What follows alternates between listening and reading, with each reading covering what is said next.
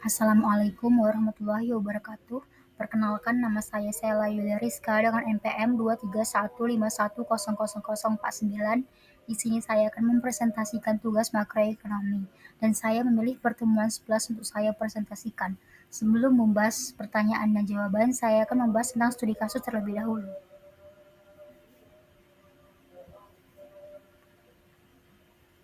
Studi kasus mengelola inflasi di tengah tekanan global, kasus Indonesia tahun 2024. Tahun 2024 menjadi catatan penting bagi perekonomian Indonesia karena berhasil menjaga tingkat inflasi tetap rendah dan stabil. Menurut data Badan Pusat Statistik, tingkat inflasi Indonesia pada Desember 2024 mencapai 1,57%, yang merupakan tingkat inflasi terendah dalam 5 tahun terakhir. Beberapa komoditas penyumbang inflasi antara lain beras, rokok kereta filter, bensin, dan tarif angkutan udara.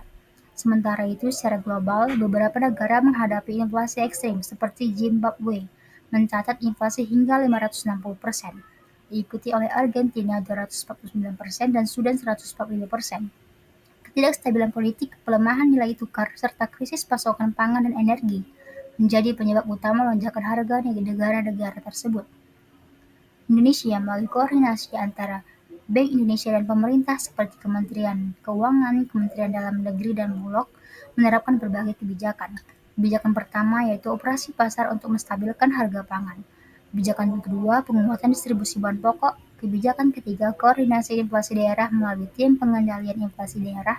Kebijakan keempat, kebijakan moneter hati-hati atau BI rate tetap di 6%. Keberhasilan ini menjadi sorotan apalagi di tengah ketidakpastian global dan fluktuasi harga energi dan pangan dunia.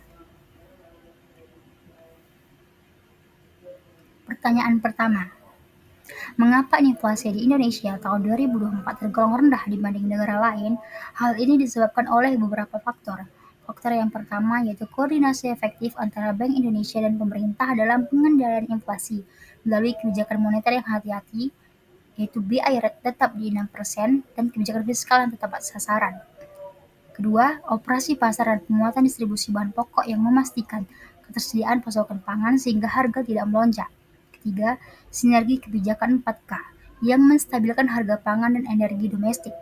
Keempat, pengendalian inflasi komponen volatile food dan harga yang diatur pemerintah termasuk penurunan harga BBM non-subsidi. Kelima, koordinasi pengendalian inflasi di tingkat daerah melalui tim pengendalian inflasi daerah yang memastikan stabilitas harga secara merata. 2. Apa indikator utama untuk mengukur inflasi? Indikator utama yang digunakan untuk mengukur inflasi adalah indeks harga konsumen yang mencerminkan perubahan harga barang dan jasa yang dikonsumsi oleh rumah tangga dari waktu ke waktu. Inflasi dihitung sebagai presentasi kenaikan indeks harga konsumen year on year yang menunjukkan tingkat kenaikan harga secara tahunan.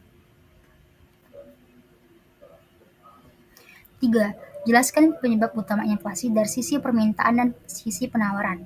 Dari sisi permintaan, inflasi terjadi ketika permintaan agregat melebihi kapasitas produksi, sehingga harga naik karena persaingan untuk barang dan jasa meningkat. Contohnya adalah peningkatan konsumsi rumah tangga dan investasi yang tinggi tanpa diimbangi peningkatan produksi. Sedangkan dari sisi penawaran, inflasi disebabkan oleh kenaikan biaya produksi seperti kenaikan harga bahan baku, energi atau upah. Contohnya adalah kenaikan harga bahan pangan dan energi global yang dapat meningkatkan biaya produksi dan harga jual barang. Keempat, apa dampak inflasi tinggi terhadap perekonomian dan daya beli masyarakat? Yang pertama, inflasi yang tinggi menurunkan daya beli masyarakat karena harga barang dan jasa naik lebih cepat daripada pendapatan. Yang kedua, meningkatkan ketidakpastian ekonomi yang dapat menghambat investasi dan pertumbuhan ekonomi. Yang ketiga, memperburuk distribusi pendapatan dan meningkatkan kemiskinan jika upah tidak mengikuti kenaikan harga. Yang keempat, mengganggu stabilitas makroekonomi dan kepercayaan pasar. Apa saja sih kebijakan yang paling efektif untuk menjaga inflasi tetap stabil? Berikan contohnya dari kasus Indonesia. Yang pertama, kebijakan moneter hati-hati dan konsisten. Bank Indonesia mempertahankan suku bunga acuan BI rate di level 6% sepanjang 2024 untuk menjaga inflasi tetap terkendali, stabil tanpa menghambat pertumbuhan ekonomi. Kedua, Operasi pasar dan penguatan distribusi bahan pokok. Pemerintah dan Bank Indonesia melakukan operasi pasar secara aktif untuk menstabilkan harga pangan, terutama komoditas strategis seperti beras. Penguatan distribusi bahan pokok melalui Bulog dan koordinasi dengan pemerintah daerah melalui tim pengendalian inflasi daerah memastikan ketersediaan barang dan kelancaran distribusi sehingga harga tidak melonjak tajam. Ketiga, strategi kebijakan PK, yaitu keterjangkauan harga, ketersediaan pasokan, kelancaran distribusi, dan komunikasi efektif yang menjamin ketersediaan dan keterjangkauan bahan pokok serta komunikasi yang baik untuk mengelola ekspektasi pasar. Keenam, menurut Anda bagaimana sebaiknya pemerintah menyeimbangkan antara menjaga inflasi rendah dan tetap mendorong pertumbuhan ekonomi? Pemerintah perlu menerapkan kebijakan yang sinergis antara fiskal dan moneter. Yang pertama, menjaga inflasi dalam kisaran target 2,5%, kurang lebih 1% agar daya beli masyarakat tetap terjaga dan iklim investasi kondusif. Kedua, mendorong pertumbuhan ekonomi melalui peningkatan konsumsi rumah tangga dan investasi yang produktif tanpa memicu tekanan inflasi berlebih.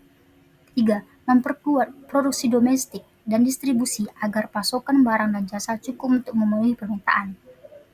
Keempat, melakukan komunikasi kebijakan yang transparan untuk mengelola ekspektasi pasar dan masyarakat. Sekian dari presentasi saya, mohon maaf jika ada salah kata. Terima kasih atas perhatiannya. Wassalamualaikum warahmatullahi wabarakatuh.